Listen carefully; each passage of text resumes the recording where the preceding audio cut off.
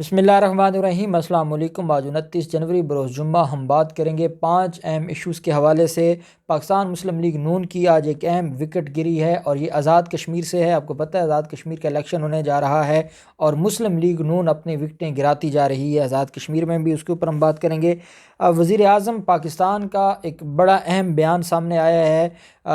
قبضہ مافیا کے خلاف، وہ بھی میں آپ کے ساتھ شیئر کروں گا۔ ایک اور لیگی بدماش آج لاہور ہائی کورٹ گئے ہیں، اور لیگی بدماش میں اس لیے کہہ رہا ہوں، یہ ٹرمینالوجی انہوں نے اپنی پٹیشن میں جو استعمال کی ہے، اس لیے میں وہ جو ٹرمینالوجی ہے وہ استعمال کر رہا ہوں۔ وہ بھی لاہور ہائی کورٹ پہنچ گئے ہیں سی سی پی او کے خلاف، وہ بھی میں آپ کے ساتھ شیئر کروں گا۔ ساتھ ہم بات کریں گے جو معاملہ ہے پچھلے دنوں 2 ایم پی ایس کی ملاقات ہوئی تھی عثمان بزدار کے ساتھ۔ ان دونوں ایم پی ایس کو طلب کیا ہے، پہلے رانا ثناءاللہ نے طلب کیا ہے اور ان کے ساتھ کافی دیر ملاقات کی ہے، اور پھر اس حلقے کے جو ایم این اے ہے انہوں نے بھی طلب کر لیا ہے۔ یہ اصل میں معاملہ کیا ہے اور نون لیگ کیوں خوفزدہ ہے، اس کے اوپر بھی ہم بات کریں گے۔ لیکن پہلے میں آپ کو بتاتا چلوں کہ فرزانہ راجہ جو کہ چیئرمین تھی بے نظیر بھٹو انکم سپورٹس پروگرام کی، اور جس میں بے ضابطگیاں اور بہت بڑے لیول پر کرپشن ہوئی تھی، اور جو اشتہارات دیے گئے تھے اس میں جو بڑے لیول پر جو پاکستان پیپلز پارٹی کی قیادت ہے ان کی طرف سے کرپشن کی گئی تھی، تو ایک ریفرنس فائل ہوا تھا جس میں آگے 15 فروری کو فرد جرم عائد ہونا ہے فرزانہ راجہ کے خلاف اور باقی ملزمان کے خلاف۔ اس کیس میں اہم ڈیولپمنٹ یہ ہوئی ہے کہ اس کیس کے اندر جو فرزانہ راجہ ہے اس کے خلاف ایک وعدہ معاف گواہ آج عدالت میں پیش ہوا ہے، سلمان خالد ان کا نام ہے، اور انہوں نے نیب عدالت میں درخواست دی ہے کہ فرد جرم عائد ہونے سے پہلے مجھے اجازت دی جائے کہ میں فرزانہ راجہ اور باقی ملزمان کے خلاف وعدہ معاف گواہ بننا چاہتا ہوں، کیونکہ اگر مجھے معاف کر دیا جاتا ہے یا مجھے بطور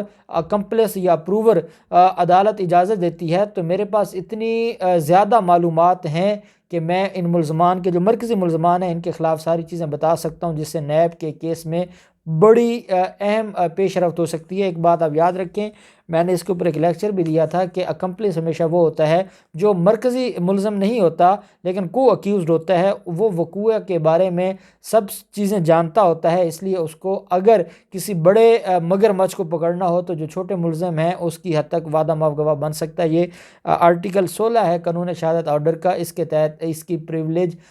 پروویژن موجود ہے۔ دوسری طرف ہم دیکھتے ہیں کہ آج وزیر اعظم عمران خان صاحب نے جو مریم نواز کے حوالے سے ایک سٹیٹمنٹ دی ہے کہ مریم نواز قبضہ مافیا کو ہیڈ کرتی ہیں، اور مریم نواز جس طریقے سے قبضہ مافیا کے ساتھ کھڑی ہیں وہ اس بات کا ثبوت ہے کہ یہ خود بھی خاندان قبضہ مافیا کا ہے۔ ساتھ انہوں نے کہا ہے کہ اس سے بڑی تبدیلی کیا ہو سکتی ہے کہ لاہور میں ایک بڑا محل گرا دیا گیا، تو اس کا مطلب یہ ہے کہ تبدیلی آ رہی ہے اور بڑے بڑے مگرمچھوں کو ہاتھ ڈالا جا رہا ہے اور بڑے لوگوں کے خلاف کارروائیاں ہو رہی ہیں، اور یہی وجہ ہے کہ ان کا یہ کہنا تھا کہ عثمان بزدار مبارکباد کے مستحق ہیں، عثمان بزدار نے بڑا اچھا کام کیا اور بڑے بڑے مافیاز کو ہاتھ ڈال دیا ہے اور ان سے ریکوریز ہو رہی ہیں۔ ساتھ انہوں نے یہ بھی کہا کہ جب فضل الرحمان کے حوالے سے بات ہوئی تو انہوں نے کہا کہ فضل الرحمان کو مولانا کہنا اسلام کی توہین ہے اور میں کم از کم یہ ورڈ استعمال نہیں کر سکتا۔ صدارتی ریفرنس جو کہ سینٹ کے انتخابات ہیں اور اوپن بیلٹ کے ذریعے انتخابات کروائے جائیں، یہ معاملہ تھا اور اس کے اوپر صدارتی ریفرنس فائل کیا گیا تھا سپریم کورٹ سے ایڈوائز لینے کے لیے، اور اس ایڈوائزری جورسڈکشن کو استعمال کرتے ہوئے جب صدر نے یہ ریفرنس فائل کیا تھا، 14 دن کے بعد دوبارہ اس کیس کے اوپر سماعت کے لیے وہ کیس فکس ہوا ہے 2 فروری کے لیے۔ پہلے خیبر پختونخوا سے، پنجاب سے اور بلوچستان اسمبلی کی طرف سے ریفرنس کے حق میں رپورٹس آئی ہیں۔ اس کے علاوہ جو اسپیکر اسمبلی ہیں، جو چیئرمین اسمبلی ہیں، چیئرمین سینٹ ہیں، ان کی طرف سے بھی صدارتی ریفرنس کے حق میں آئی ہے۔ جو ڈیٹیلز ہیں یا جو رپورٹس ہیں وہ ریفرنس کے حق میں آئی ہیں، جبکہ پاکستان پیپلز پارٹی ہوں یا الیکشن کمیشن ہو یا باقی جو مختلف بار کونسلز ہیں ان کی طرف سے اوپن بیلٹ کی مخالفت میں جو رپورٹس جمع ہو چکی ہیں۔ اب 2 فروری کو اس کے اوپر لارجر بینچ 5 رکنی بینچ جو ہے وہ سماعت کرے گا۔ اب ہم آ جاتے ہیں دوسرا جو معاملہ ہے۔ ایک تو نون لیگ کے 2 لوگوں کی ملاقات ہوئی تھی اور یہ بڑی اہم ملاقات تھی، ایک رانا کاشف تھا اور محمد ارشد پی پی 244 میں ایم پی اے تھے، اور جو رانا کاشف ہے وہ PP 241 سے ایم پی اے ہیں پاکستان مسلم لیگ نون کے۔ ان کی ملاقات ہوئی تھی 2 دن پہلے وزیر اعلیٰ عثمان بزدار سے، اور وزیر اعلیٰ عثمان بزدار سے ملاقات ہونے کے بعد آپ کے ساتھ میں نے شیئر کیا تھا کہ ان لوگوں کا کہیں نہ کہیں یہ اپنی پارٹی سے باغی ہو چکے ہیں، اور اپنی پارٹی سے بغاوت کے بعد یہ عثمان بزدار کے پاس پہنچے تھے۔ اب رانا ثناء اللہ نے ان سے ملاقات کی ہے، رانا ثناء اللہ نے ان سے یہ وعدہ کیا ہے کہ ہمارے جو خزانے ہیں یا جو ذاتی عمرہ کے خزانے ہیں ہم ان کے منہ آپ کے لیے کھول دیتے ہیں، آپ ہمارے بیانیے کو مانیں نہ مانیں، آپ ہمیں مسترد کرتے ہیں، ہمارے نظریے کو مسترد کرتے ہیں، آپ کے پاس سارے اختیارات ہیں، لیکن صرف یہ سینٹ الیکشنز تک ہمارا ساتھ دیں، آپ کو جو پیسہ چاہیے ہوگا وہ ہم پیسہ دیں گے، لیکن آپ ہمیں نہ چھوڑ کے جائیں۔ جس کے اوپر رانا محمد ارشد نے بھی اور رانا کاشف نے بھی یہ کہا ہے کہ ہم کچھ اصولی اختلافات ضرور ہیں لیکن ہم مسلم لیگ نون کے ساتھ ہیں۔ اور جو سینٹ الیکشن کے حوالے سے جب میڈیا نے ان سے پوچھا کہ کیا اب آپ نون لیگ کو ووٹ کریں گے، تو انہوں نے کہا کہ ووٹ کے حوالے سے تو ہم نے ابھی کچھ ڈیسائیڈ نہیں کیا، لیکن رانا ثناء اللہ سے ہماری ملاقات ضرور ہوئی ہے۔ دوسری طرف ہم دیکھتے ہیں کہ جو چودھری نور الحسن ہیں، نور الحسن تنویر، یہ MNA ہیں اس حلقہ کے، انہوں نے بھی دونوں MPs کو طلب کیا ہے کہ آپ وزیر اعلیٰ عثمان بزدار سے کیوں ملنے گئے تھے، آپ نے جو کنڈکٹ ہے، جو پارٹی کا جو کوڈ آف کنڈکٹ ہے، آپ نے اس کی خلاف ورزی کی ہے، اور اس کے اوپر پوچھ گچھ کے لیے ان کو طلب کر لیا ہے۔ اور چودھری نور الحسن تنویر کا یہ کہنا ہے کہ پارٹی ڈسپلن کی جو خلاف ورزی کی گئی ہے اور حلقے کے لوگوں کے جذبات مجروح کیے گئے ہیں، حلقے کے لوگوں نے نون لیگ کو جو ووٹ دیا تھا یا ان 2 MPs کو جو ووٹ دیا تھا وہ نواز شریف کی محبت میں دیا تھا، وہ مسلم لیگ نون کی محبت میں دیا تھا، وہ نواز شریف کے نظریے کو ووٹ ملا تھا، وہ نواز شریف کی آئیڈیالوجی اور ایجنڈے کو ووٹ ملا تھا، وہ ان 2 MPs کا ووٹ نہیں تھا۔ اور اب کیونکہ وہ نواز شریف کا ووٹ لینے کے بعد یا نواز شریف کی ٹکٹ کے اوپر MPA بننے کے بعد یا وہ نواز شریف کے ایجنڈے کی بنیاد پر ان کو جو ووٹ ملا ہے، اب وہ ان کی بے توقیری کر رہے ہیں عثمان بزدار سے ملاقات کر کے، اس لیے ان کو طلب کر لیا ہے۔ آپ جانتے ہیں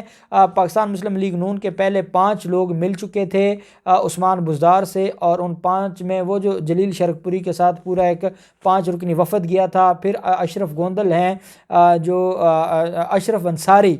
گجرانوالہ سے، ان کی بھی ملاقات ہوئی تھی، وہ بھی باغی ہو چکے ہیں۔ تو رانا ثناء اللہ نے کہا تھا کہ میں ان سارے MPs کے خلاف کارروائی کروں گا اور میں ان کو شو کاز جاری کروں گا۔ حمزہ شہباز نے بھی کہا تھا کہ جن MPs کی ملاقات ہوئی ہے عثمان بزدار سے، یا جو پارٹی کے ایجنڈے کو نہیں مانتے یا پارٹی کے نظریات کو نہیں مانتے، ہم ان کے خلاف بڑی سخت کارروائیاں کریں گے، لیکن کوئی کارروائی نہیں کی گئی تھی، پہلے بھی کوئی کارروائی نہیں ہوئی۔ اور اب جو ان 2 MPs کو طلب کیا گیا ہے یا جو ان کو تھریٹ کیا جا رہا ہے، بلیک میل کیا جا رہا ہے، ان کو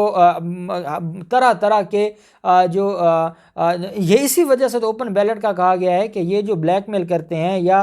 مختلف طرح کی رشوتیں دے کر یہ ووٹ اپنا قائم رکھتے ہیں، یہ بالکل غلط بات ہے۔ اور وزیر اعظم عمران خان نے یا پاکستان تحریک انصاف کی حکومت نے اس لیے اوپن بیلٹ کے ذریعے جو سینٹ کا انتخاب ہے